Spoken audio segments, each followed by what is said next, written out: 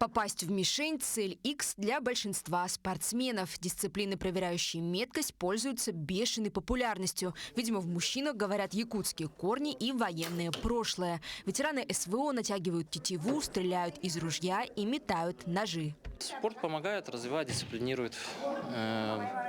Что дома просто так сидеть? То есть, ладно, дом, работа, в принципе. Можно и на тренировки ходить, там, спортом заниматься, на соревнованиях участвовать. Больше приятно, конечно, на соревнованиях. Таких же ветеранов встретить, боевых действий, с ними посоревноваться. Хотя среди участников есть и опытные атлеты, за плечами которых турниры всероссийского уровня, львиная доля испытывала свои силы впервые. И тут все рады помочь новичкам.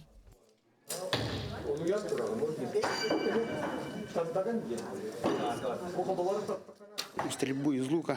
Сейчас был пробный пока. Еще я даже не отстрелялся.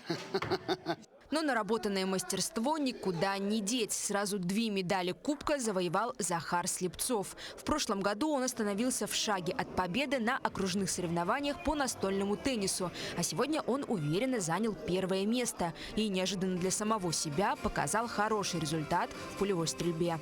Я думал, я плохо отстрелялся, потому что я после настольного тенниса побежал. И отдышка не прошла. Я пытался сконцентрироваться, по максимальному точно стрелять. В планах у организаторов расширить географию кубка, чтобы ветераны, не покидая пределы родного Улуса, могли заявить о себе в мире адаптивного спорта. Начнем с таких больших, наверное, районов, посмотрим отклик.